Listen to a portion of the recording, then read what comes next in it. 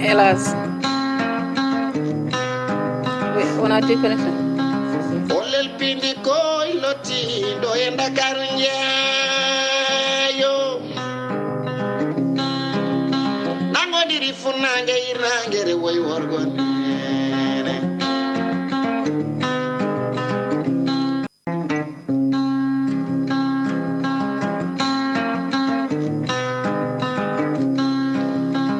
olel pindi koy loti do e Dakar njeeyo nango diri funange irangere woy worgon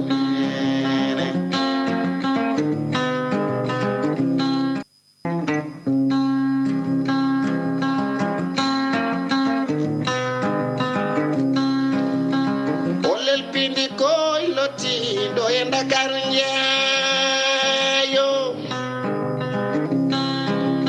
nango diri funange irangere woy worgon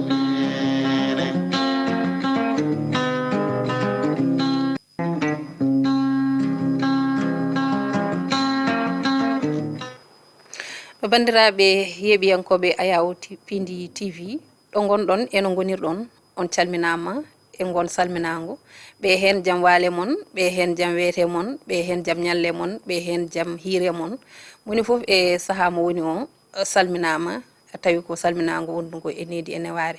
caggal yettude Allah e julde nelaɗo Allah sallllahu alayhi wa sallam ko yettudemo kadi kanko jomiraɗo no feewi e hokkude en fartange e huccodirde bandiraɓe e ɗo e Pindi TV ɗum noon yowiti ko yewtere men Olel Pindi TV nde ganduɗa oɗon keewi hebde ɗum e kala saaha kala altine e alkamisa e nder yontere nde en gardi e terɗe rédaction no gawɗen ɗum wadde ni sikki ala noon hewnoɗo joɗade ko musidɗo men Amadou Moussa Anne bani men gorko mo ganduɗa machallah ene e ɗangal e oɗo saaha saabi garɗen gam lomtade mbo certes noon lomtade yolnde weeɓani kono tan ma en eto e hakke bawɗe meɗen kadi takken hen becce men no moƴƴi no mbawirɗen ɗum noon bandiraɓe caggal bismade on tan ko andinde on yewtere men Olel Pindi TV arti ɓe mbi aadi bil aadi salade aadi ɓuuri firtude aadi men yonti ɗum noon ala no mbatten sona ardude bandiraɓe tan addana ɗumen kadi juɓɓudi nde ɗo yewtere nde ganduɗa machallah ko actualité nan hen e gueɗe goɗɗe ɗe ganduɗa ina soomi e nder hen tawi ɗum ɗon foof ko gam humpidde ɓe bandiraɓe ganduɗa kamen tigui goni yeeɓiyankoɓe men ko adi foof lowdi yewtere meɗen hono no gowɗen ni tan gadortoɗen ko e météo du jour ɗum ɗon noon ko andinde bandiraɓe no weeyo ngo yaare oɗo saaha e nder leydi men Sénégal e oɗo alkamisa hande 17 lewru juillet ko deftinten hen ko éphéméride du jour éphéméride noon ko artude e toɓɓe ɓurɗe mantinade e ko jolno e oɗo ñalawma 18 juillet e nder kitale ɓennude deftinten hen ko actualité woni kabaruji ɓurɗi mantinade e nder leydi men Sénégal so tawi ɗum ɓenni ma en gar e kelle ɗe ganduɗa ko jaajɗe e woni revue des titres e ko jayendeji leydi men dawri hande ko reftar hen ko portrait du jour woni holi o hande kadi won gorko mo ganduɗa ko mantiniɗo mo Elhaja Ba Sarr addani en gaynirten koye astuce et beauté tawi jadaten hen koye debbo pullo hono Habsa Sow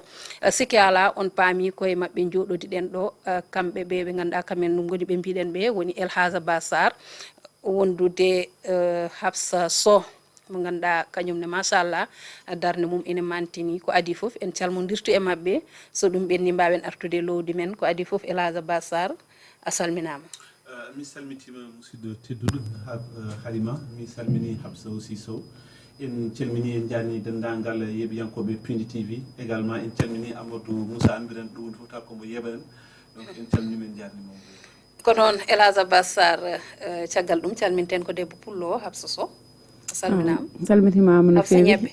Halimata mi salminima mi salmini Abbas mo gonɗen e plateau kadi miijoji hakkillaji kadi dutto e Amadou Moussa e wiyende kadi eɗen calminamo no fewi eɗen calmina yeeɓiyankoɓe Pindi TV foof eɗen mbiya on voilà eɗen namdoto e hande gadduɗa ko astuce beauté e holɗum gadduɗa hande gadduɗum koye laaɓal ñiije dentition e koye repesi est ce que ɗum ɗon nde mboɗandi tan ne waɗi fayida ngam bandiraɓe machallah ma mbaw hen kadi hebde fartange no hanniri ni ko adi fof en natan ɗum bundi yewtere men nde tawno eɗen gandi hojomaji ɗi machallah ko dottaɗi tan en garat e météo du jour noon hande aranta en hen ko gorko mbo dimat hono Elhaj Bassar ko kanko arata hande o e météo du jour Elhaj météo du jour hande ko an hufani en ɗum holko mbawɗen teskade e weeyo leydi Sénégal hande oɗo ñalawma ko noon Halima Allah jarama météo du jour hande ko battaki mo ganduɗa hoorema tongode mum ko 1,9 mo ganduɗa hoorema ummiri en ko toon to agence nationale de l'aviation civile et de la météorologie du Sénégal ɓe kolliti e ɗeɗo balɗe walla oɗo ñalawma mo ganduɗa hoorema gonaɗo toon to banggue Kédougou wondude e Tambacounda wondude e Matam toɓoli ina teska ma wawa yettade toon e banggue sud leydi ndi Kolda e Sédhiou e Ziguinchor kañumne aussi ina joga jorto ma toɓo wawa latade e on ɗon banggue Kaolack e Kaffrine ina jeeya hen kono to banggue nguleki hollitama wonde tolno nguliki ma tolno e 30 ha 38 degré ɗum ko hakkude Cap Skirring e Diourbel to banggue jiiki aussi hollitama wonde jiiki ma won jiiki laptuki ko gandanɗa hoorema vraiment wondata e caɗele to banggue kineli aussi kineli ɗi wonta kineli cattuɗi ko kineli ɗi ganduɗa hoorema ma waw latade sen gummi ɗon garten tan e ko wiyete ko marée haute anen gandi hande ko sappo e jeetati lewru morso hitande ujuna ɗiɗi e nogas e nayyi sanga waktuji 5 pawɗi hojomaji capanɗe nayyi e tati ma gueeƴo ƴer ha yetto 1,47 m so yiya waktuji sappo e jeeɗiɗi pawɗi hojomaji capanɗe nayyi e jeegom ma maygo ƴer ha yetto 1,43 m sen gari ko wiyete ko marée basse ko lelgo woto sanga waktuji sappo e goho pawɗi hojomaji capanɗe nayyi e tati ma maygo tello ha yetto 0,94 m sen gumim ɗon garten ke lamorgo leydi Sénégal ɗo e Dakar hande ɓe piniri ko nogas e jeeɗiɗi degré maɓe jollo capantati e goho degré sen gumim ɗon garten koto Thiès diwan Thiès natten koto Tivaouane ɓen maɓe pinir hande nogas e jeegom degré maɓe jaldu capantati e ɗiɗi Thiès ha hande toon keddoɗen to Mbour ɓe piniri ko nogas e jeeɗiɗi degré maɓe jaldu capantati e ɗiɗi Saint-Louis du Sénégal toon to Bango walla Dagana ɓe piniri ko nogas e jeegom degré maɓe jaldu capantati e goho degré Louga finiri kañum hande ko nogas e 5 degré maɓe ñaldu capantati e jeegom degré Louga ha hande ko ɗon keddoɗon toon to Linguére toɓano jortama tello tonete ɓe piniri ko nogas e 5 degré maɓe ñaldu capantati e jeegom degré sen gari to Diourbel kañum finiri hande ko nogas e jeegom degré maɓe ñaldu capantati e jeetati degré Kaffrine toɓano tija toon ɓe piniri ko nogas e jeeɗiɗi degré maɓe ñaldu capantati e jeeɗiɗi degré Kaffrine walla Fatick tigui rigui finiri ko nogas e 5 degré maɓe ñaldu capanɗe tati e 4 degré Kaolack toɓon tijja toon ko nogas e jeeɗiɗi degré ɓe piniri maɓe ñaldu capantati e 4 degré Tambacounda toon to Koumpentoum ɓe piniri ko nogas e 5 degré maɓe ñaldu capantati e 3 degré toɓon tijja toon ha hande nder Tambacounda ɓe kolliti wonde ɓe kolliti toon to Tambacounda to Goudiri walla Bakel ɓe piniri ko nogas e 5 degré maɓe ñaldu capantati e jeegom degré to Matam e kagullaji wuuro Amadou Moussa Anne ɓe piniri ko nogas e jeeɗiɗi degré maɓe jaldu capantati e jeeɗiɗi degré toɓo aussi no tijja toon e gonɗon wuuro wiyetengo Matam sen gummima toon garten koto wiyete ɗo Kédougou aussi toɓo no tijja toon ɓe piniri hande ko nogas e 5 degré maɓe jaldu capanɗe tati e ɗiɗi degré ko wona ko ɗum Kolda aussi finiri ko nogas e 5 degré maɓe jaldu capanɗe tati e ɗiɗi degré sen gummima toon garten koto Ziguinchor toon to Bignona ɓen kadi toɓone tijja toon ɓe piniri ko nogas e 4 degré maɓe jaldu capantati e tati degré ha hande e nder Ziguinchor toon to Cap Skirring ɓe piniri ko nogas e 5 degré maɓe jaldu capanɗe tati degré région walla diwan battidiɗo e leydi Sénégal wiyete ko Sédhiou ɓen piniri hande ko nogas e 4 degré maɓe ñaldu capantati e 2 degré ko ɗum woni ko gandanɗa hoorema ɓattaki gummoriɗen toon to agence nationale de l'aviation civile et de la météorologie du Sénégal gonɗo toon to aéroport Léopold Sédar Senghor ko noon Elhaj Bassar machallah kono Elhaj to jiiɗa ɗo Ama Moussa Am Moussa mbeɗa andi aɗa faama tan Am Moussa ɗo woni fof tawata kadi yiyama quoi ko ngo ko waɗi noon tan ɗum noon ko noon Elhaj Bassar machallah météo o waɗi fayida kono noon jobbo so won ko waɗata réclamé de o wi ya waɗ feere ƴeewa caméra o sa yettede sar kankone on goɗɗodirani ɗum noon hélas le temps que aɗa waɗa soufflé tan après payen éphéméride du jour ko kañum fawi e oɗo météo taw éphéméride o kadi ko an artanta en hen ɗum ɗon noon koko ɓuuri mantinade e ko yowti e alhaali ko ganduɗa kañum tigui woni ko ɓurno tengtude e nder leydi men Sénégal walla ni ha e banggueji goɗɗi kono noon wonno koye oɗo 18 juillet en jahat toon to rési garten ko noon Halima ollel pindi koy lotti ɗo e Dakar jeeyo ko noon Elhadj Bassar éphéméride du jour hande holko timɗa ɗon ko noon éphéméride du jour ko ñalawma ha arta bandum enen gandi e kala ñalawma ene waɗi ko ganduɗa hoorema ko kañum ɓuuri mantinde e ñalɗi donc enen puɗɗitoɗen ko hande ñalawma hande o ko 17 lewru mars hitande 2024 kono enen puɗɗitoɗen ko 17 lewru mars hitande 1995 e jeeɗiɗi on ɗon gorko mo ganduɗa hoorema ko kañum wonno gouverneur du Sénégal o wiyete ko Louis Faidherbe kanko noon o waɗino livré on ɗon port mo ganduɗa hoorema wonno ko toon to Médina noon tawte ko Soudan française taw hande ko kañum woni actuel Mali on ɗon siège noon mo gandanɗa hoorema ko baɗade imposé han hanit ni gam tigui rigui Elhadj Oumar Al Foutiyou Tall koddo Adama Ayssi Elimane Siré Demba Ali Mokhtar forsimo gam vraiment o wawa tuttide ɗum saabu on ɗon port ko port mo ganduɗa hoorema gam e mbawa kadi molade henen ko wona ko ɗum 17 lewru mars hitande ujunnaji walla hitande ujunere e temedde jeetati e capanɗe jeegom e jeeɗiɗi hen tigui rigui watno nden ɗon haare nde gandanɗa hoorema watno ko toon to sombo noon tawte koto Sine Saloum koye nden ɗon haare noon on ɗon gorko mo ganduɗa hoorema wiyete ko walla taw on ɗon ceernaji bitenoɗo Maba Diakhou Ba ko hen tigui o wasi fittandu makko taw ni yoɓino fittandu ndi ko on ɗon biyeteɗo Bour Sine Boucar Thilla Diouf mo gandanɗa hoorema ɓurno andirede ko Coumba Ndoffène Famah on ɗon Coumba Ndoffène noon ko kanko tigui yoɓino fittandu on ɗon ceernajo mo ganduɗa hoorema wiyeteno ko Maba Diakhou Ba ko wona ko ɗum enen gandi rib jeeyake ko on ɗon royaume mo ganduɗa hoorema ke Saloum noon o ɓuuri tolnade ko on ɗon banggue ñaamo maayo Gambie gonɗon on ɗon rip noon ko nokku mo ganduɗa hoorema waɗi résisté ko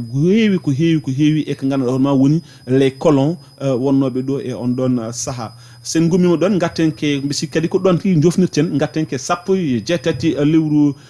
morso hitande ujunere e temedde jeenayyi e sappo ko hen tigui jibnano on ɗon gorko mo ganduɗa hoorema o wiyete ko Mamadou Dia enen gandi Mamadou Dia o wonino président conseil gouvernement mbo Sénégal hitande ujunere e temedde jeenayyi e capanɗe joyyi e jeeɗiɗi ha hitande ujunere e temedde jeenayyi e capanɗe jeegom e ɗiɗi ko hen tigui woni ndo jagga sababu jaggugol makko noon ko tumedemo wonde omo waɗa coup d'état e caggal kay ndu neeli escadron gendarmerie toon to assemblée nationale gam wasa wadde ko wiyete ko motion de censure contre gouvernement makko kanko Mamadou Dia noon o waɗa condamné taw waɗimo condamné ko haute cour de la justice du Sénégal taw ko tribunal spécial mo ganduɗa hoorema waɗimo dumbimo ko réclusion perpétuée mo ganduɗa hoorema wonde ko wondude e manam dumburgol mettugol e cattugol tawni kadi o wawa salade taw wonde golle tiiɗe comme wonduno noon e jagorɗe ɓe ganduɗa hoorema hono Valdiodio Ndiaye Alioune Tall wondude Joseph Mbaye kammi Ibrahima Sarr enen gandi noon ɓen ɗon kadi mbaɗanno condamné ko hakkude duuɓi 5 e duuɓi 20 e nder prison kanko Mamadou Dia noon o waɗa libéré ko hitande ujunere e temedde jeenayyi e capanɗe jeeɗiɗi e nayyi taw ke lewru mars kanko Mamadou Dia o waɗino présenté candidature makko e présidentielle février 1983 ɗo e lamorgo leydi Sénégal kanko noon o rutti e jomum koko ñande 25 lewru janvier hitande ujunnaji ɗiɗi e jeenayyi kono haɗani ɗon kanko Mamadou Dia président de la république mo ganduɗa hoorema ko kañum wonno ɗo président Macky Sall ko kañum tigui inirimo on ɗon building administratif mo ganduɗa hoorema woni siège gouvernement ɗo e lamorgo leydi Sénégal ko ñande capantati e lewru janvier hitande ujunnaji ɗiɗi e sappo e jeenayyi noon Elhadj wonko woni hakkude ma e caméra o walla ene wawi taw mi suusa caméra no fewi a suusa wadde de wayi noon ko ɗum woni ko gaddunoɗa machallah Elhadj Bassar éphéméride o waɗi fayida tigui rigui kono kadi jumpi hen no hanniri ni kono tan ko wiide tan woodi ko ganduɗa a arti hen ɗo ko ganduɗa ne mantini ko wayno o mo ganduɗa kañum woni président Mamadou Dia kono kadi en ji haala Elhadj Oumar Foutiyou Tall aussi ari hen e ɗon holko garata hen to banggue Elhadj Oumar Foutiyou Tall wiide ɗum wonde yo sénégalais ji totte ko ganduɗa ko kañum tigui woni ko jeeyi ko aɗen ndi koddo adama ayse iliman siré demba ali mohtar no kewi wiide kala saha woni cheikh oumar foutiyou tall kanko o menno darna tan ko julɓe yo gon yo julɓe kadi vraiment dokke hakkeji men ko yo l'islam wad répandre manam yo werto e nder leydi sénégal fof no ɗum ko ɗum woni noon sababuji gandanɗa hoorema saabi ha gouverneur de la région du sénégal hokkimo on ɗon fartani Elhadj Abbas habsa ko beddotoɗa hen ha joni kadi min garam koye Mamadou Dia yimɓe président Mamadou Dia par ce que o woni no politique ɗo to leydi sénégal kadi ko sehil Léopold Sédar Senghor wonno kadi ko neɗɗo modeste wonno par ce que wonko histoire mo nanmen makko ko neɗɗo jippiɗo neɗɗo darniɗo leydi sénégal jibi rutto place mando kambo habsa jokku habsa mantinaɗo e leydi nder sénégal kadi ko neɗɗo ɓadde modeste Mamadou Dia ko jippinnoɗo hoore mum hay somo yahanno e beddaji Dakar ɗi chauffeur makko sono dognono oto o wiyata ko on kalno policier waɗimo arrêté yo daro ɓe namdomo paysaji ɓe poti namdademo ni mais woto wi ko ministre o jolne nder oto makko donc pour montrer que cette personne ko neɗɗo modeste wonno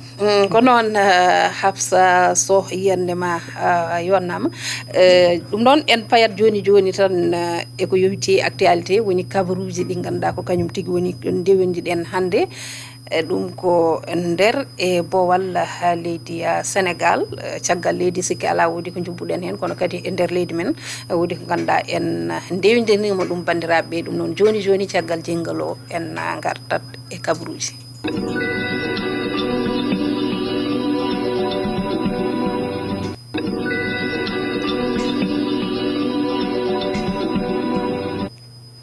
ko noon kabaruji leydi men sénégal hande e oɗo alkamisa 17 lewru juillet woni lewru morso hitande ujunnaje ɗiɗi e nogas e nayyi ko adi foof gadortoɗen koye alhaali drogue noon sikki ala eɗen gandi woni hunde nde ganduɗa naggama ɗo e leydi men sénégal laabi limtindi kono tan oɗo drogue aussi naggama toon to bowal laaɗe diwoje leydi men sénégal woni aéroport international Blaise Diagne AIBD ɗum ɗon noon ko drogue kewɗo tawi waɗi ɗeɗon golle ko douane leydi men sénégal kamɓe noon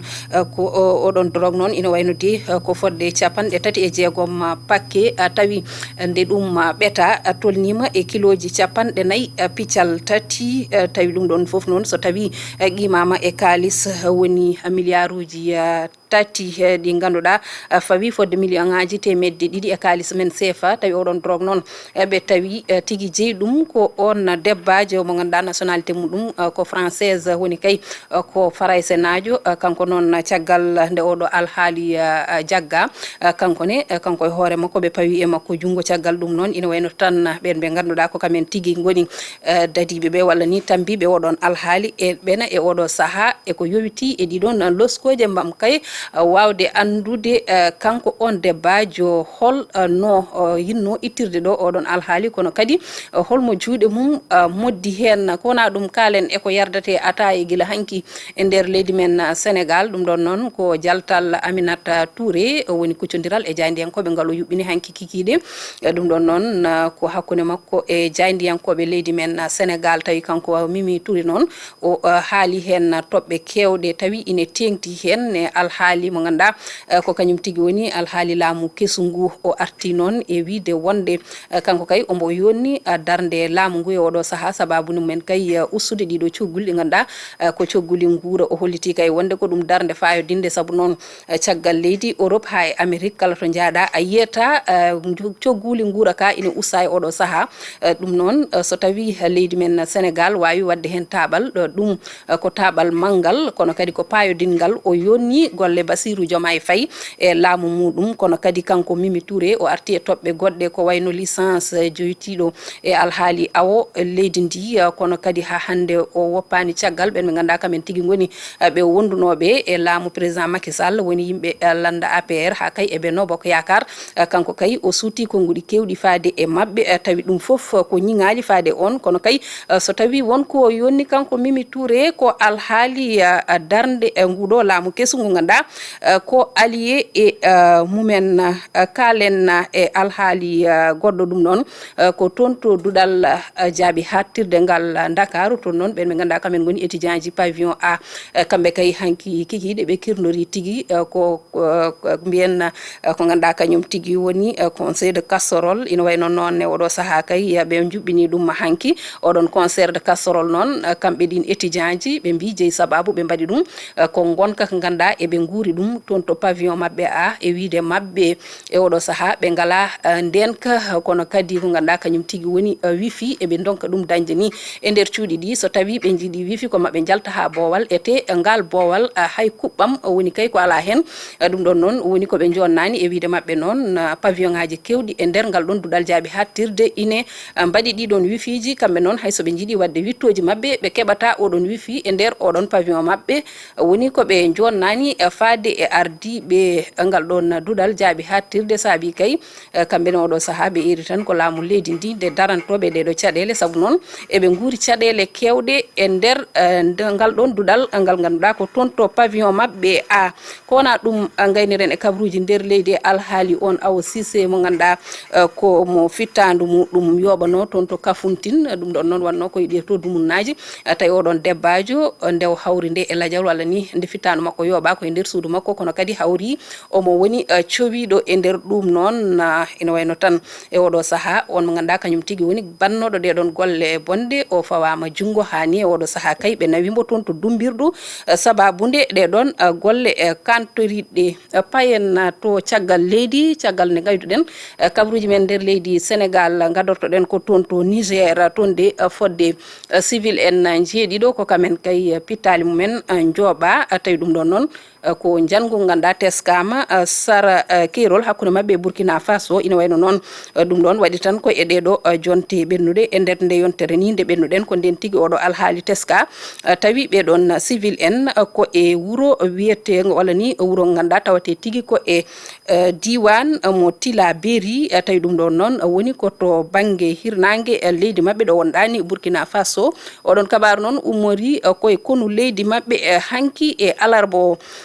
jehen ton to dolaji dendude Amerique nokku mo guddirten kabruji men caggal leydi on ganda kanyum woni Joe Biden horejo leydi mabbe kono kadi ko candidat woni horejo leydi jaltudo tay ko candidat e sumgoji mabbe le fo laamu tijjadi di e novembre paado kanko Joe Biden non e tungnade e kabruji gumoride e Maison Blanche woni gallo lamorgo mabbe o wadama test positif to bange coronavirus o holitam non wonde hay so tawi symptomaji di kame wodo saha ina wadi légère hadani kanko Joe Biden o mo wondi e odon COVID-19 gasi bandirabe ko dum do wonno ko gadduno den e kabruji meden hande do e nder leydi men Sénégal Elaza Bassar ko dum do gadduno den kono tan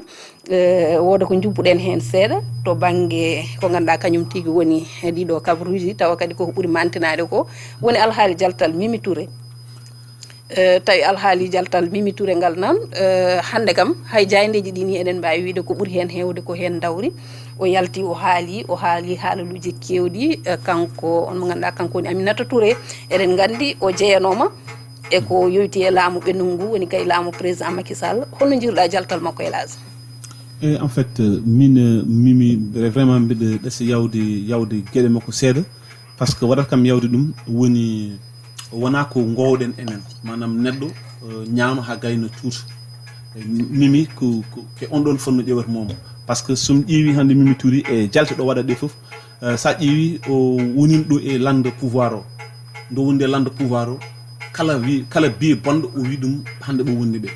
so ruttim kadi hande o mo nyinga bo ganna makko be on o wonduno te ene jaa e hande Sénégal so andi Mimi Touré enen mbawi wiide président Macky Sall enen mbawi wiide par ce que on tawi caggal leydi rondimo toon artirimbo nde artirimbo kala poste mo ganduɗa poste de responsabilité nder leydi ndi tottimo par ce que o waɗama ɗo ministre premier ministre o waɗama ministre de la justice o waɗama ɗo président conseil économique social et environnemental o woni ɗo tête de liste donc enen mbawi wiide ɗeɗo gueɗe fof so tawi neɗɗo rewdama en e parti au moins en foti hurum fonno wonde ɗon mais hande c'est comme si ko ɗum anda holko foti wawde ɓirade ɗon hay so tawno noon parce que ɗeɗo guiye fof yalti ko caggal ndo jogui noon jorto moƴƴo wonde en wawi o waɗe président assemblée nationale mais caggal ko waɗa ko ɗum ɗon o fuɗɗi yaltinde ɗeɗo gui baɗɗi tan gui tiɗɗi ɗi ganduɗa omo yiwɗum e kala saaha on ɗon gondinoɗo mo mais en tout cas enen ñagonomo Allah tan quand même vraiment ndo wawa ruttade e sago makko par ce que ɗum ɗo kam min kam jaggimi ko wona lawol Elhadj Abbas Sarr ko noon jiiruɗa ɗum ko ɗum woni yiyande ma Hafsa Sow Mimi Touré hande o kanko ko wondi ko e président de la république woni président Macky Sall jaafa ɗon woni hoorejo leydi jaltuɗo o ko wondi ko e muɗum en jii ina wayno tan laamu ngu laami ngu fof duuɓi ɗi laami ɗi fof ina wayno kanko omo wondi hen e muɗum hande o daro nde ɗo darde jiiruɗa ɗum ko c'est normal ko par ce que hande o tawde woni o darori ko hedde e lamɓe ɓe ko opposition walla ko hunde nde ganduɗa fotano wonde no Elhadj wiri ni ko hunde nde ganduɗa fotano wonde kadi yoɗani par ce que Mimi Touré hande so yalti ha yi haw tolni ɗo yimɓeɓe jiirimo nanimo jiirimo koye Macky Sall gandirimo koye Macky Sall donc ko Oumou Thiam wino nane ko tan e radio he o ummi ko ha dow avion o yante saret mbabba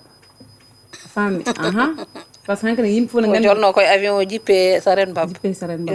voilà to ƴewta to ummi ɗo e to fayta ɗo e to yanti ɗo donc wona hunde wonde fayda vraiment ko noon Hafsa Sow ɗum noon bandiraɓe ko ɗum ɗo wonno actualité mo gaddunoɗen hande woni kabruji ɓurɗi mantenade e nder leydi men Sénégal kono kadi en jubbi hen e caggal leydi joni o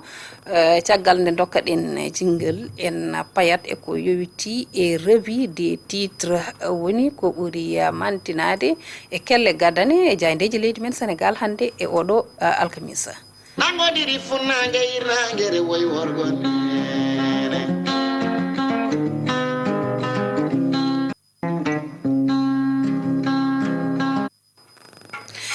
noon kelle gadane hande e jayndeji leydi men Sénégal Elhadj Abbas Sarr ina wayno won jayndeji ɗi kufɗa ɗon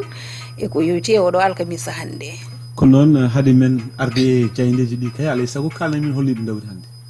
hande ɗin dawri ko e oɗo Mimi Touré mo kalannoɗen joni sikki ala eɗen gandi jayndeji ɗi foof ala hen hande mo jubbani hen kono kadi ina waɗi alhaali dawrugol to banggue oɗo assemblée eko yowiti e kuule nder hiije ɗe ha e goɗɗum Elhadj Abbas Sarr kono noon kadi jangde kadi nan hen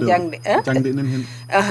jayde Sud Quotidien holno dawri ha noon jayde Sud Quotidien ko kañum guddirten hande e kelle ɗe ganduɗa kañum tigui woni e kelle gadane e ko yowiti e jayndeji leydi men hande ɗon jaynde noon hande o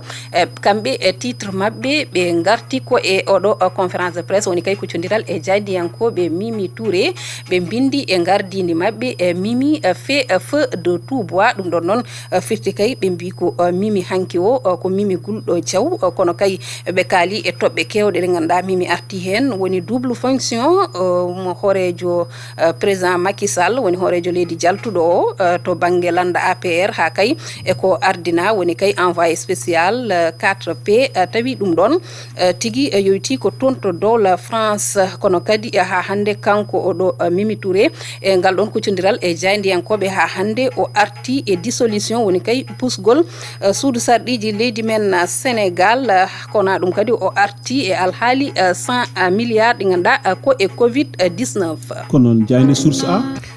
A kañum ne heedani caggal e alhaali Mimi Touré ɓe mbi ko Mimi averti Diomaye ɗum ɗon noon ɓe kolliti wonde Mimi Touré kañum kay waɗi avertir walla ni rentini on mo ganduɗa kañum woni président Bassirou Diomaye Faye tawi ɗum ɗon noon ko alhaali composition conseil supérieur de la magistrature kono kadi ha hande eko yowiti e alhaali fond politique mo ganduɗa président Bassirou Diomaye Faye haalino ɗum e ngal ɗo koccodiral mum e jayndiyankoɓe ngal wanno e ñande aset nde kanko Mimi Touré noon o arti e ko yaaji e oɗon alhaali kono kadi nde ɗo jayde source A ɓe garti e alhaali nguɗon batu ngu ganduɗa ko kañum tigui woni batu yowitigu e alhaali suudu sarɗiji leydi men Sénégal sikki ala noon ko ɓen ɓe ganduɗa kamen tigui goni ardiɓe goomuji sarɗiyankoɓe ko kamen tigui jooɗi gam yewtidde e oɗon mbiyen tigui ɗeɗon kuule nder hiije ɗe suudu sarɗiji leydi men Sénégal ko noon jayde Vox Populi jayde Vox Populi kañum ɓuuri nayorade darade koye alhaali jangde kamɓe vox populi noon saabi ɓe garti e alhaali on mo ganduɗa kañum tigui woni Moustapha Guirassi kañum kay arti e ko yowiti e ɗi ɗon ko ganduɗa kañum tigui woni arrêté relatif aux examens professionnels ko ganduɗa kañum tigui woni alhaali nde ɗo jangde tawi won tigui kuule ɗe ganduɗa ɓe ƴetti hen no hanniri ni kanko Moustapha Guirassi noon o haali o wi kay o wonde ko ɗum ɗo ko hunde ganduɗa ine jojjuno ɓe mbaɗa ɗum nde tawno eɓe gandi tigui koɓe fodannoɓe ɗum ɓiɓɓe leydi ndi kono kadi ɓe daro no hanniri ni e darde fayodinde e leydi men Sénégal saabi o eri ɓen ɓe ganduɗa kamen tigui goni ɓe ganduɗa kañumen tigui goni dariɓe to banggue jangde kamen foof yo gar beele tan ina wawa yaccinede no hanniri ni beele moni foof tan ina wawa kay yitade hen hoore mum no hanniri ni. ko noon Diande les Échos Diande les Échos ɓe mbi ko une requête pour l'audition de Ismaïla Madior Fall ɗum ɗon noon ina wayno on mo ganduɗa kañum woni Ismaïla Madior Fall eɗen gandi o meeɗino wonde ɗo jagorɗo gardiɗo lawol leydi ndi tawi noon oɗo alhaali ɓe kaali ɗum ko yowiti e Fulbert Sambou kono kay e Didier Badji ɓe mbi wonde oɗon enquête ina wayno oɗo saaha kañum kay nani e juuɗe on mo ganduɗa kañum tigui woni juge d'instruction beele tan hunde nde ina wawa laɓɓinede no hanniri ni ɗum ɗon noon woni kadi namdal ngal ganduɗa ɓe mbi wonde beele kay oɗon ñaawo mo waw tan yuɓɓinde no hanniri ni ngal ɗon walla ni nde ɗon ɗaɓɓande nde ganduɗa kañum tigui woni ɓeɗon famille walla ni ɓesguli ɓen ɓe ganduɗa kamen tigui goni hawrunoɓe hen ladial ɓe beele tan foof ina wawa haalede no hanniri ni kono kadi nde ɗo jayde les Échos Elage Bassar ɓe garti e toɓɓere wonde woni toon to suudu sarɗiji leydi men Sénégal kamɓene ɓe garti e ɗeɗo kuule nder nderiji ɓe kolliti wonde Abdou Mbow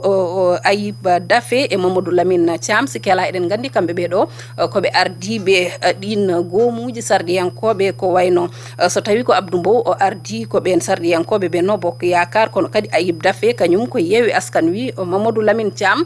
ko kañum ardi Wallu Sénégal mo PDS kamɓe kay ɓe jooɗima gam tan yurnitade nde ɗo toɓɓere no hanniri ni beele tan foof ina wawa reftude lawol no hanniri ni. ko noon Diande 24 heures ko noon Diande 24 heures kañum ne heeɗani caggal e alhaali Mimi Touré ngal ɗo jaltal ngal waɗi hanki ɗum tagui ɗum saabi ɓe bindi e gardidi mabɓe Mimi Touré dégoupi sur l'APR firti kay ko Mimi Touré kanko kay ala ko heddani ɓeɗo ɓe ganduɗa kamen tigui goni ɓen ɓe ganduɗa kañumen goni terɗe landa APR ina wayno noon Mimi Touré kala tan ko wonno e ɓerde makko e oɗo alhaali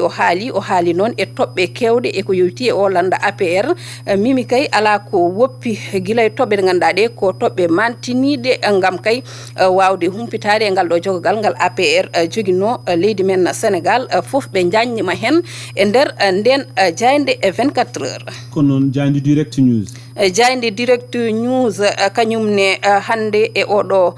subaka kañum finiri ko alhaali jangde ɓe kaali e alhaali Moustapha Guirassi ɓe mbi wonde e Guirassi en croisade contre les lenteurs administratifs ɗum ɗo noon firti kay ko on mo ganduɗa kañum woni e Guirassi kanko e oɗo saaha ko bonno tigui o waɗi tawi noon koye ɓeɗon directeur uji école kanko Moustapha Guirassi noon ɓe kolliti ko darde tigui mantininde o dari e oɗo saaha tawi noon o haali tigui e ko heewi e ɗin enseignant ji woni kay ɓeɗon jangguinoɓe e nder école aji leydi men Sénégal. Walf Quotidien kañum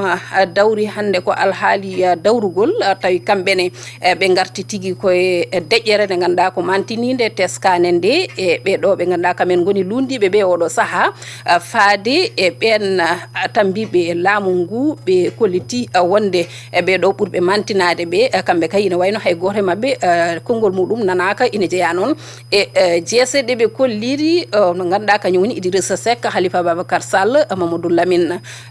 Diallo wondude on mo ganduɗa kañum e woni Déthié Fall ɓe kala ɓe mbi ko nana moɓɓi kunude mumen kono kadi Malick Gakou ina jeeya e ɗeɗon jeese ɗe ganduɗa ɓe gartiri ɗum gam hollidde ɓeɗo kam ha hande nanaka kay ina kaala e alhaali jogogal leydi ndi e oɗo saaha. kono Jayde le quotidien Jayde le quotidien koko tawti Walf quotidien e alhaalingol ɗo dawrugol ɓe bindi e gardini mabɓe ko l'opposition sans voix woni kay ko oɗo opposition kamɓe kay ina wayno de ɓe ngala konngudi walla ɓe ngala daade no jiɗɗen fof pirden ɗum ina jeeya noon eɓe ganduɗa kañumen tigui goni ɓurɓe ɓe mantinade oɗo saaha ɓe ganduɗa kañumen goni walla ni tawi sans voix o ɓe kolliti tigui ko ɓeeɗo ɓe ganduɗa kañumen ɗemɗe mumen mbaɗaka e posuji ɓen noon so tawi en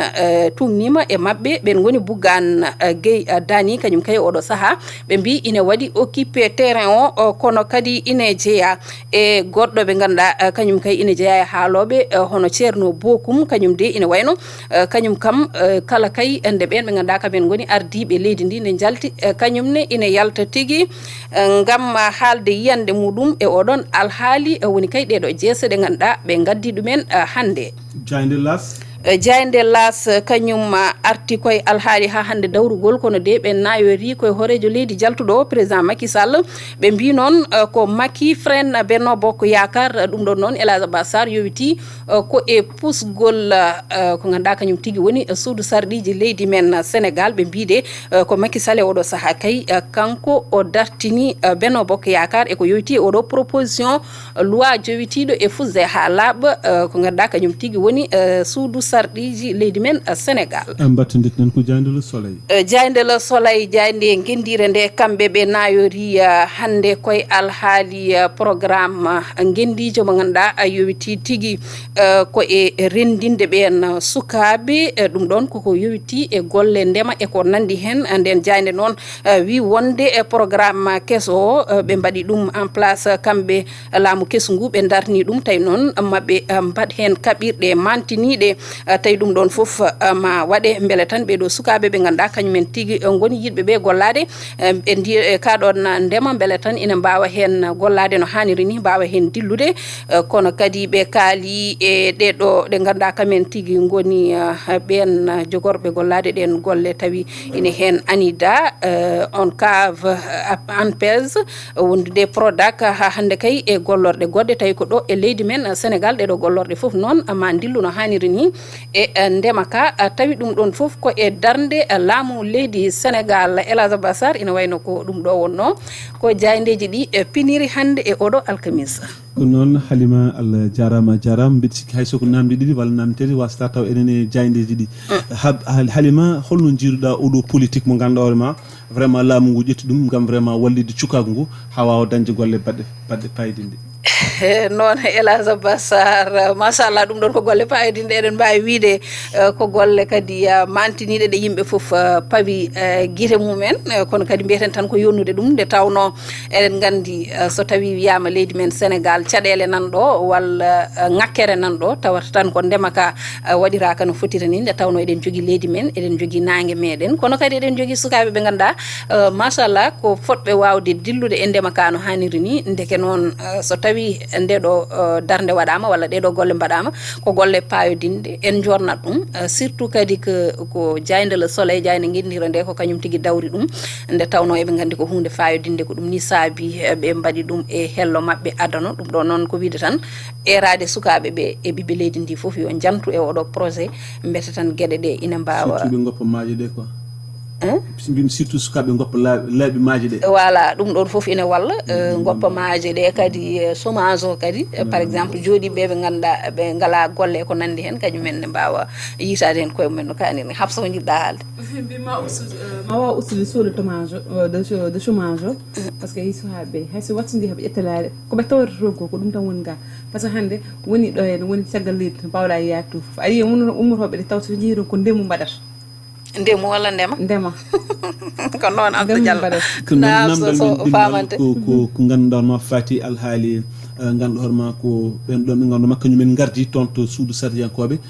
ardiɓe groupe maji parlementaire toon e ɗum ɗo holko cikkuɗa hannde ɓe mbawi ɗum rendinde walla ko fada e mabɓe bel tigui rigui on ɗon politique général mo ganduɗon ma Ousmane Sonko ina tijja walla ina fada bel ma waw latade aɗa andi hélas ɗum ɗo ko toɓɓere ganduɗa mataw ni eɗen potno wawde gaynirde ɗum ni walla eɗen ponno wawde jumpude hen no fewi walla kadi ina gasa to pamen paminen garten hen saabu ko hunde wonde fayida saabu sa ƴeewi pelep teskaɗo oɗo dumunno foof ala ko jeeyi sababu o so wona déclaration de politique générale mo hoorejo jagorɗo o fonno wadde tawi jeeyi sababu wasdemo wadde nde ko ɗeɗo kuule ɗe ganduɗa ko kuule nder woni règlement intérieur mo suudu sardiji ɗi ɗum ɗon noon so tawi ɓe pelliti darade kamɓe ɓen hooreɓe ɗin goomuji ko hunde wonde fayida ɓe jewtida hen ɓe paamodira ɓe nanude saabu ɗo jeeraɗo hélas yimɓe so jewtidi tan paamodirtu sa yi luural waɗi tan tawata ko yimɓe jewtidani mais so yimɓe jewtidi tan paamodirtu ɓe gusa pele bo ɓe gusa manipulation ngaji ɗi koɓe poti ko wadde ɓe mbaɗa ɗum ɓe ganda koɓe joƴƴinaɓe ko ɓiɓɓe leydi ndi joƴƴiniɓe ɗo ɓe jooɗi ɗo ɓe dokka yimɓe jaam ko foti wonde foof wona ko foti wonde foof wona ko fotani wonde ɓe goppa ɗum ɗon ɓe kuccana golle par ce que ko ɗum woni ko jiɗɗen enen ko noon Halima Allah jarama mbi sikki ɗum woni ko joguinoɗen e lahal gam vraiment namdade surtout ko fate ko toon Elhadj Abbas Allah jarama ɗum noon oɗon kerto olel Pindi TV ɗo e ayawo Pindi TV machallah hono no guuruɗen ɗum ni tan mbiɗen aadi mo ganduɗa eɗen dokkodiri ɗum e bandiraɓe yeeɓiyankoɓe men ɗum ko altini e alkamisa e kala yontere machallah ina jeeya noon e jewtede ganduɗa ko rédaction Pindi Média tigui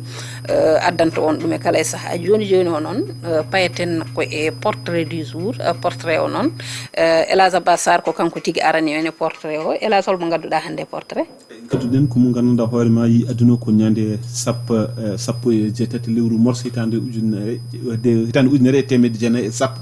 on gorko wiyeteno ko Mamadou Dia o woni no ganduɗa hoore ma président conseil gouvernement du Sénégal wadde ko hande woni manditare jibinande makko si ko hande ko noon ko kanko on gorkajo gadduɗa mo wi Mamadou Dia machallah bandiraɓe foof inen gandi walla ko ɓe mbiyata ko tan hay mo yiyani fowru ni nani ungago mum kadi minen jajaɓe komin yontaɓe tan guila e laamu man Dia ogo ayi min meeɗa dogde Mamadou Dia kadi arti kadi minen min dogata guila e laamu man Dia kermes Dia o min dogata min jiiɗa sosoɓe min doggo so tawi heeɓima jehen ƴeewoyen portrait du jour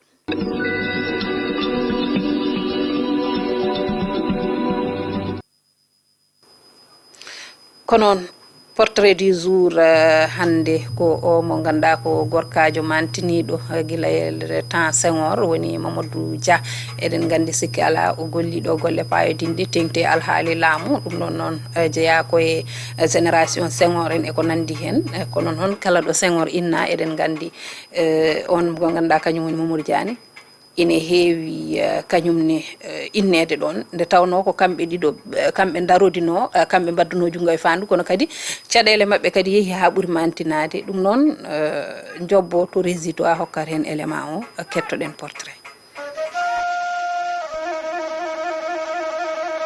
Mamadou Dia ko gorko baɗannoɗo politique o yi aduna ko ñande sappo e jeetati lewru sulet hitande ujunere e temedde jeenayyi e sappo ton to Khombol o yaltike babiraɗo pullo jeeyaɗo to Kanel liggotonoɗo e chemin de fer ton to Thiès hade mum wontude policier to Khombol Mamadou Dia naati duɗal alquran ko adi ndoma naata école régionale mbo Diourbel nden babiraɗo sankima nden o naati école primaire supérieure Blanchot gonɗo to Saint-Louis en 1924 Mamadou Dia jokki jangde mum alquranil kerim janginowo goto ɓamimo heblimo e nder hitande wotere o yawti concours d'entrée école normale William Ponty walla mbiya école normale fédérale de l'Afrique occidentale française caggal ndo yawti on concours en 1927 o wonti gardiɗo AOF o wonti jangguinowo to Saint-Louis Camé Fissel caggal ɗum o woni directeur école régionale mbo Fatick en 1943 ko ɗon o jokkodiri e Joseph Mbaye Fara Sow Abdoulaye Sadji wondude Ousmane Socé Diop kanko Mamadou Dia o wona jinnoɗo politique o subino ko wonde relais de la presse ngam wallodirde e remoɓe ngam ina pewje ko wiyete ko coopérative ko nden Fatick naɓe ɓami pellital waddembo candidat à l'assemblée du conseil régional o naati e fedde wietende SFIO tawa hufno nden fedde ko Léopold Sédar Senghor kame Ibrahima Seydou Ndaw o wada élire conseiller général e 1946 nden o wondi e Senghor Ndaw e Léon Boissier Palin ko don o fuddi luldade ardibe SFIO hono Lamine Gueye gonnodo horejo nden fedde be mbadi créer fedde wonde wietende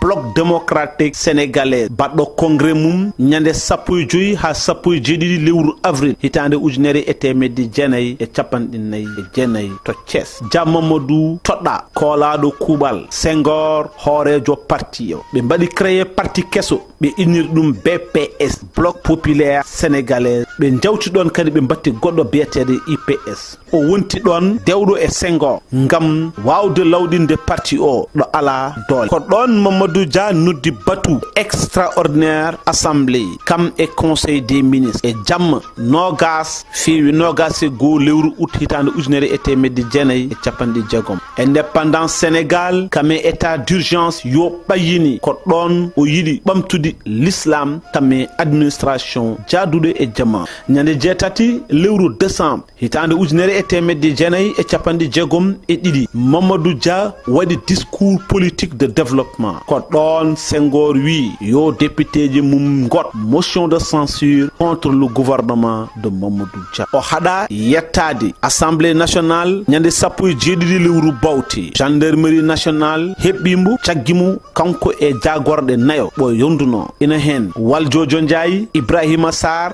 Joseph Mbaye kame Alioune Tall benawa yeso haut cour de la justice nyande jenayi fewi sappo tati lewru me hitande ujunere e temedde jenayi e capandi jegom tati Mamadou Dia dumba kaddi ngurdam nayobo wondunobe hen goto fof duuɓe nogas taw en wonde golle cattudi ton to Kédougou Sénégal oriental Mamadou Dia rutti e joom ko nyande nogas e joyi lewru janvier hitande ujunnaji ɗiɗi e jeenayi ɗo e lamorgo leydi Sénégal. Allah jarama Elhadj Bassar e oɗo portrait baɗɗo fayida machallah sen jippima kam sallah jaɓi mon jewne sehil moɗon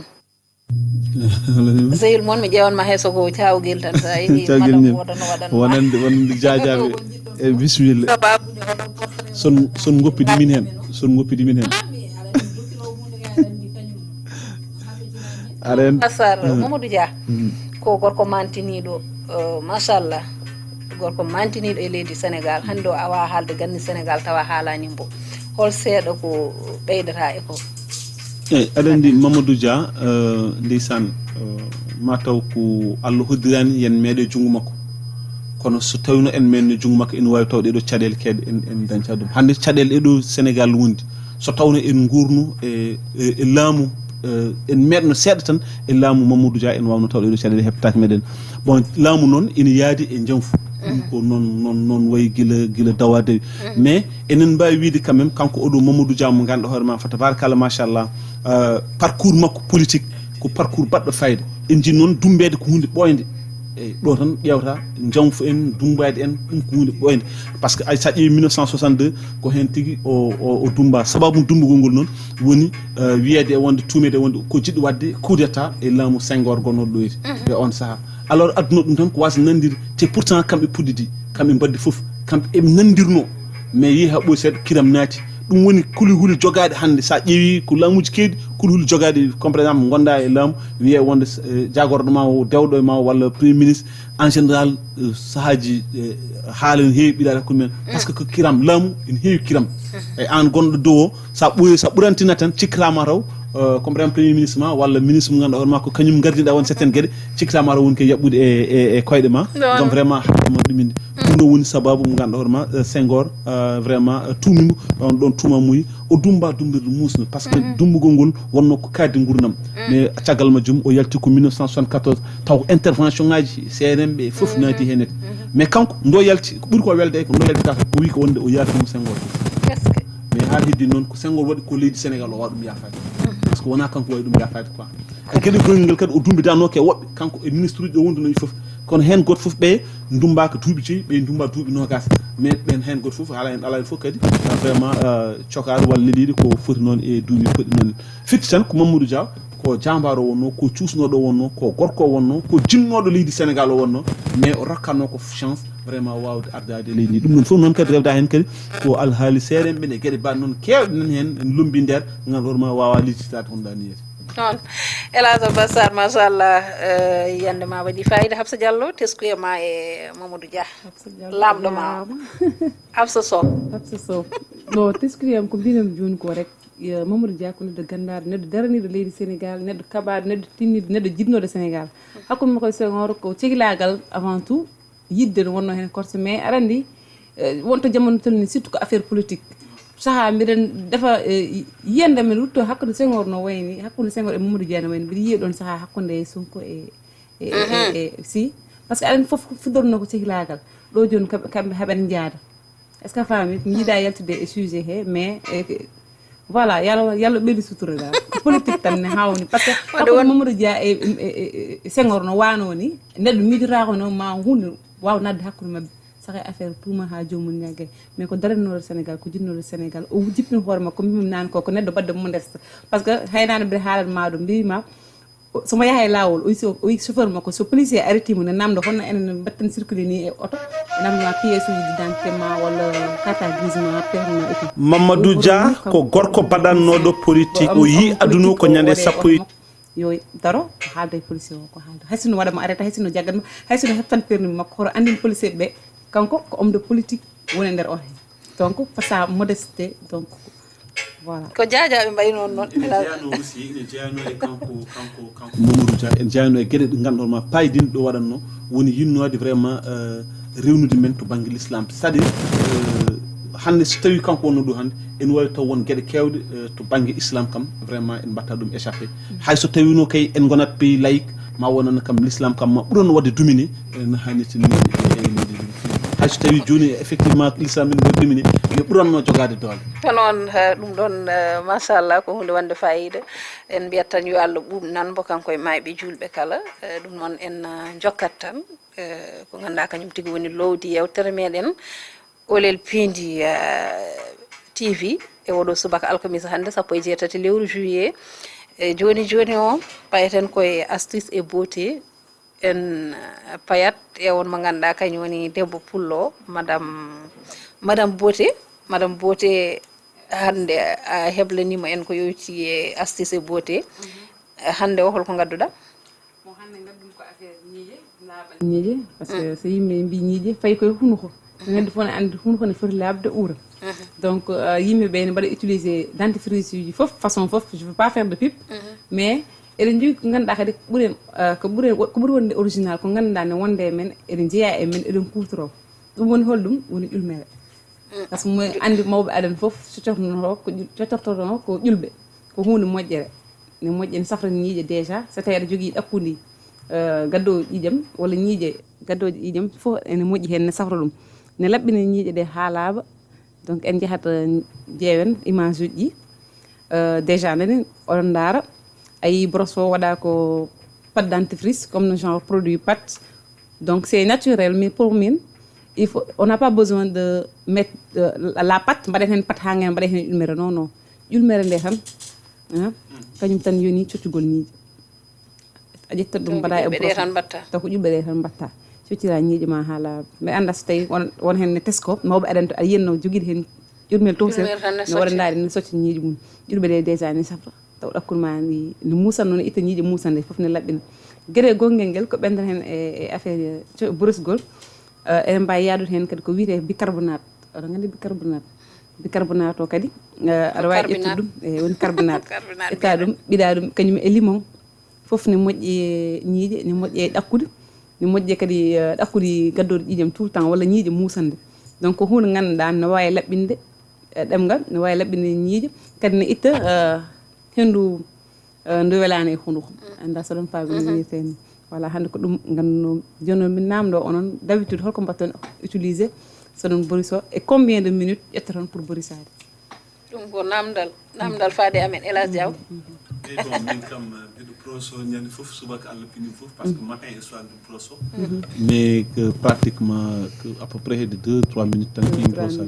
c'est pas mal ara hutoro coccorgal oui mbiɗa hutoro coccorgal d'ailleurs mbiɗen jogui ɗo coccorgal gandanɗa hoorema ummi ko makka way wiyete ko cuuy a helnan minen hen inchallah jaɓi sen jalti jonni ene sakka mo ala ɗum ga total minen a waɗat kelte tan doka hen goto fof minen ko halimar o woni elhas min rutinement e brosse min mboɗo boriso min mboɗo boriso d'habitude somi fini e ñalawma e haadiyam lelade mboɗo boriso kono kadi mboɗo hutoro kadi coccorgal coccorgal mboɗo hutoro mais on meeɗa hutorade ƴulɓe ɗe eyi ƴulɓe kam mboɗo hutortono ɗum mais wona joni minen kay ƴulɓe kay wonko min mbaɗi hen e ñiiƴe taw noon ɓe mbiyata ko ƴulɓe ne ranwi ne ñiiƴe ndewa hen tan aɗa souvent mbiɗa yiya aussi ƴulɓe wonɗo jimi ɗum mi kam melal hutorade e wonɗo jimi ko ɓe mbaɗa ƴulɓe ɓe mbaɗa hen kadi ɓe ɓiɗi hen limon est ce que ne yaadi walla ko limon yaɗa tan ke bicarbonate limon yaadata koye bicarbonate mais kadi ne wawi yaadde ƴulɓe par ce que limon ne waɗi acidité acide o noon ɗum woni ko ranwinte ñiiƴe ɗe rokka ɗum éclat hay botta bonnano aɗa wawi ƴettude limon o e ƴulɓe ɗe mbadda ɗum mbaɗa ƴetta carbonate mbadda hen limon o eyi kadi sa wonti aɗa boriso tan koto haade yiggude ñiiƴe ma tan e ɗakkude ma ni par ce que ñamde ne heddo e ñiiƴe ko gonga mais ɓurata heddade koye ɗemgal ko tarne addi hendu ndu welande koye ɗemgal he heddoro aɗa yewon hen jiya ɗeble mum ne dawni tal sono boristo c'est parce que ɓe jeggata ɗemgal mabɓe ha laaɓi donc ɓe rokka ɓe waɗaɓe conseil à chaque fois soɓe boriso koto ɓe kaɗɗe ñiiƴe tan e ɗakkude yooɓe liggu ɗemgal ngal ɓe ligga saraji gaɓuɗi ɗi ndero e te kadi brosse ne waɗi no borisite carrément hay goto wattani brosse aɗa ngabdinat aɗa tellina aɗa ngabdina aɗa tellina aɗa ngabdina tellina ko ɗum brosse noon brosse hutorte wona arde tan memaɗa wona arde tan memata ƴetta temps ma ƴetta 2 minutes sa wawa wadde bicarbonate o chaque jour a waɗat alterné sa waɗi hande pat a waɗi ɓawo janggo pat yo wat saaha ƴetta ƴulmere mbaɗa ɗum condi ƴulɓe he mbaɗa ɗum e brosse ma brossoɗa ñiiƴe ma ha laɓa ɓe mbasa hen yaade ƴetta temps ma walla ƴetta bicarbonate o mbaɗa hen citron limon brossoɗa ɗum gaddanomi hande mais ɗum hamsa ko saaha e saaha foof aɗa wadda ɗum e patuji ɗi walla aɗa wawi woppude pat o tan saaha aɗa wawi accude pat o mbaɗa ɗumde ɗum ɓolo walla sa waɗi pat o ha paari ƴetta ƴulɓe ɗe mbaɗa complété ɗum kadi no wona mbatta hen ɗum nene wona yaade ko noon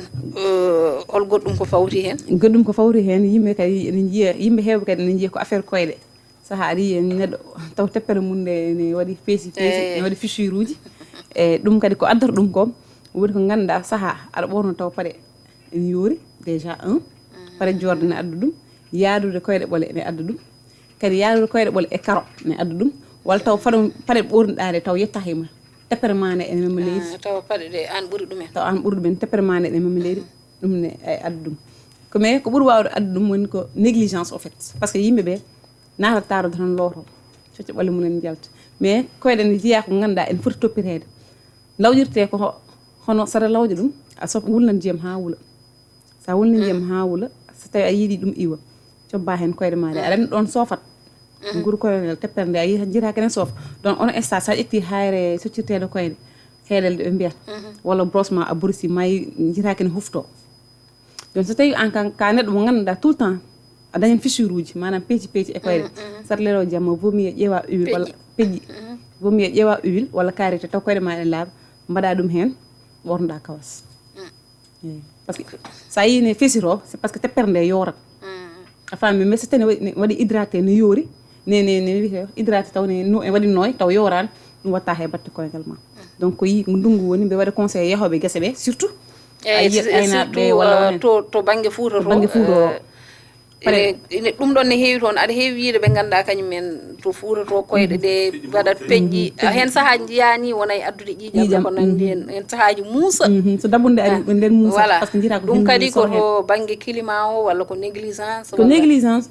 par ce que peƴƴi ala kadi won wiyoɓe kadi habsa ko ndohum siti won wiyoɓe kadi ko ndohum siti eyi won wiyoɓe kadi ko ndohum siti mais même si ko négligence nani hen en fait neɗɗo foti toppitade koyɗe mum surtout tout le temps mais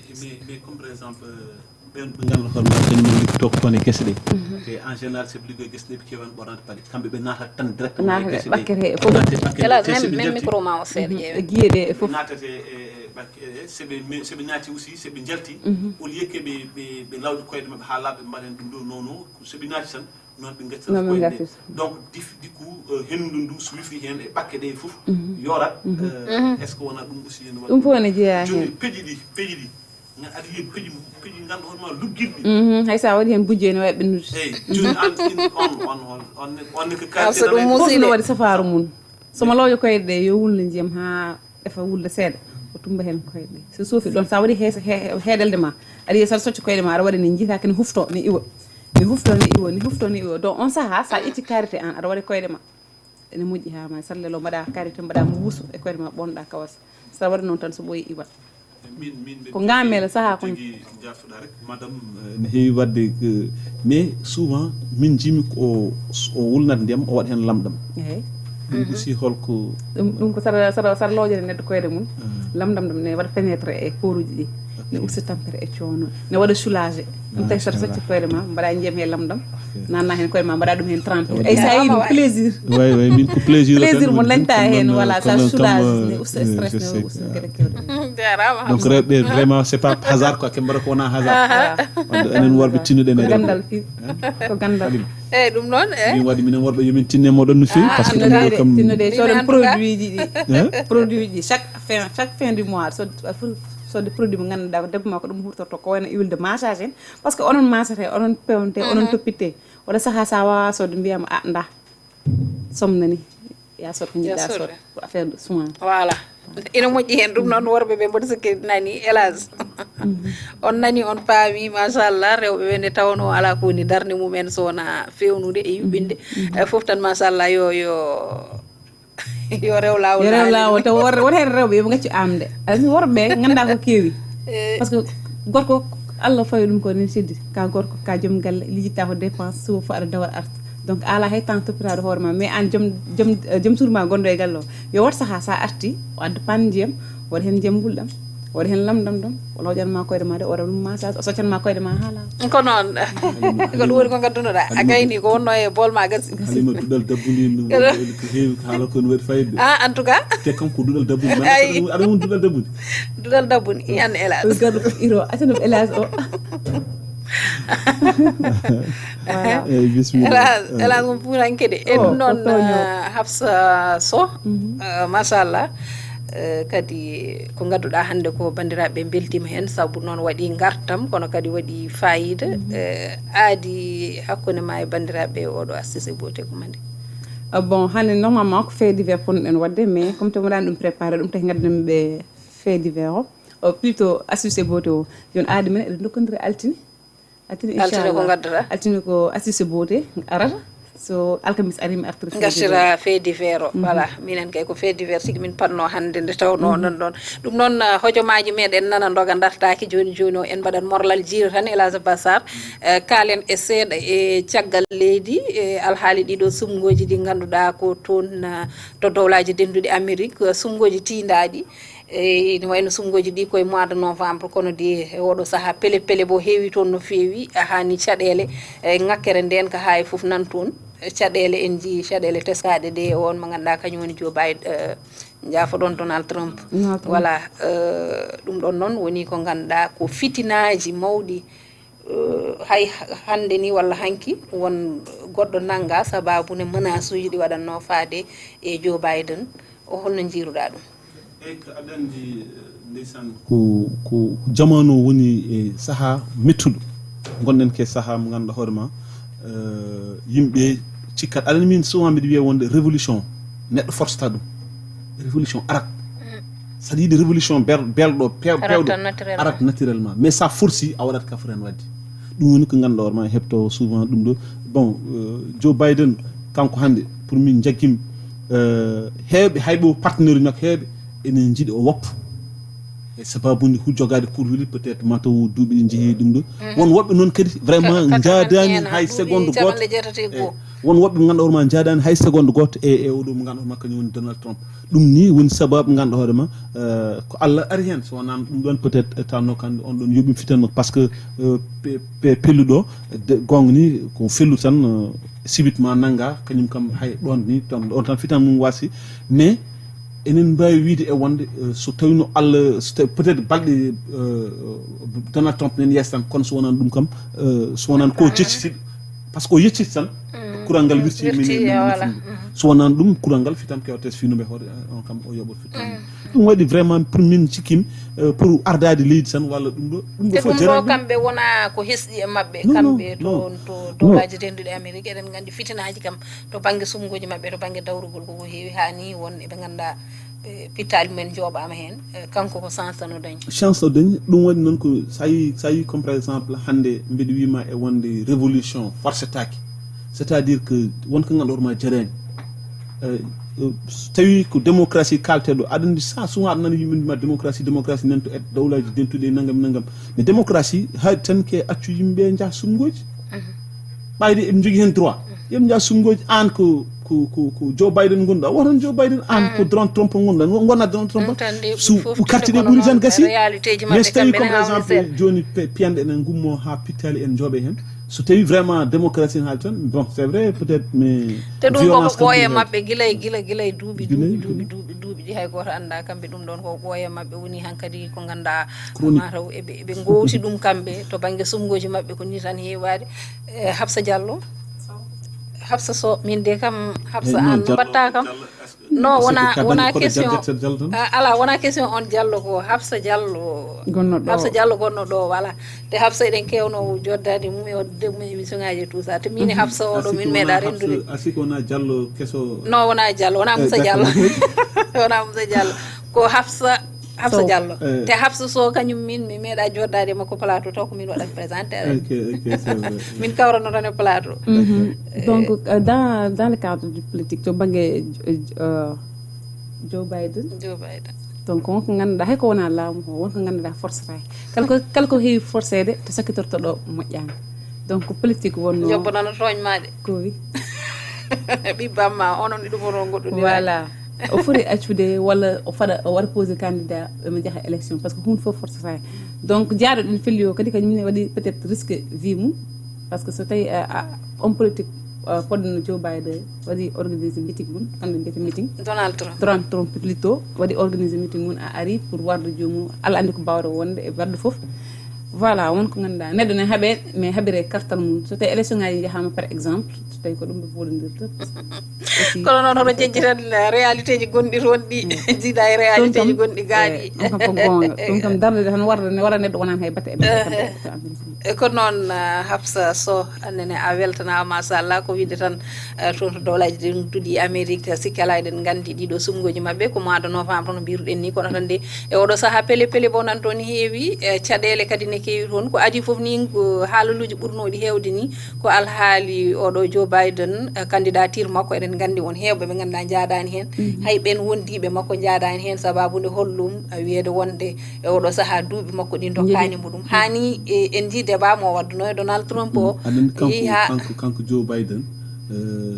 kanko kamɓe toon quoi ene jeeya e luwaji mabɓe so tawi a ardinama hankadi an jogoto choix ma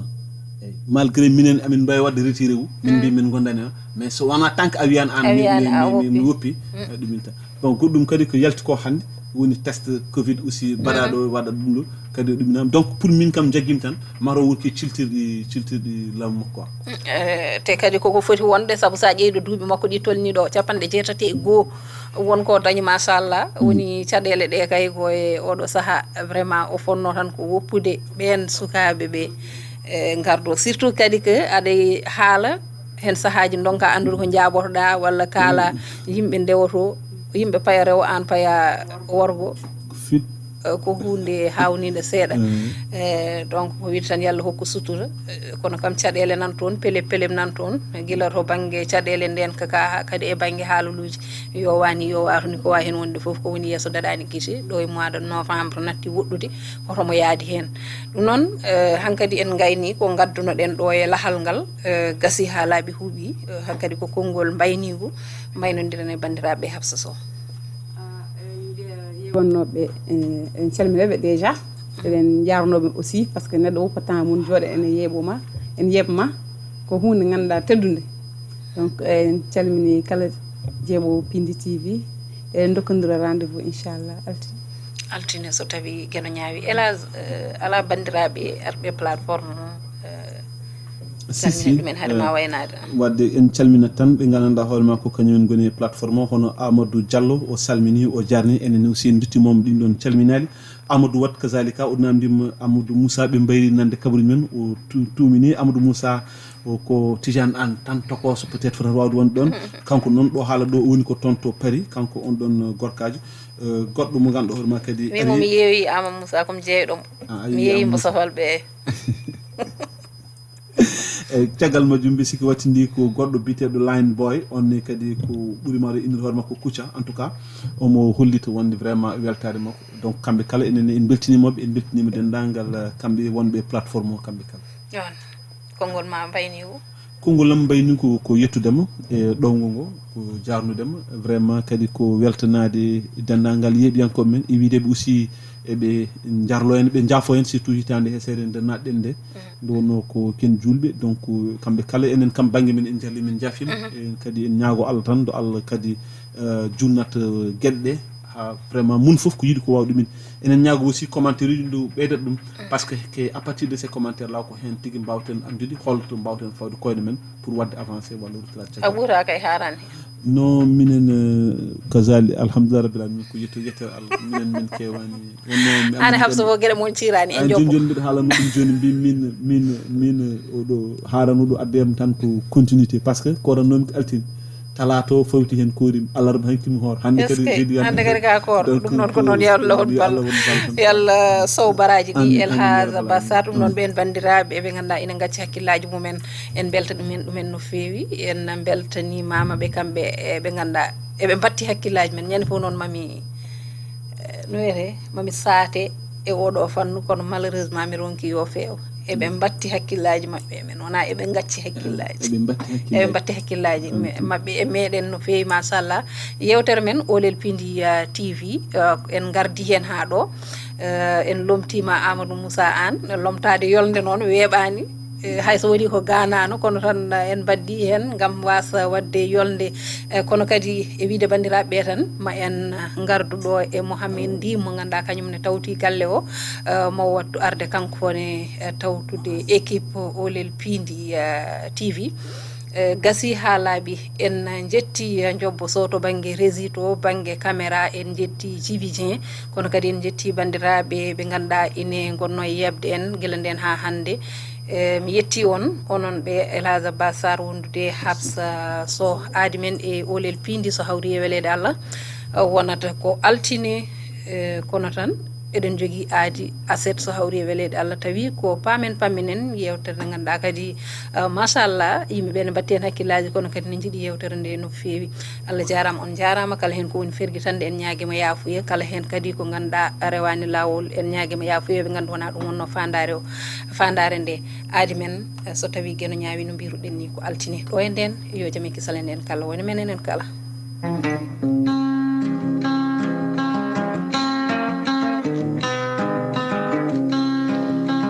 Olel Pindi koy loti do e Dakar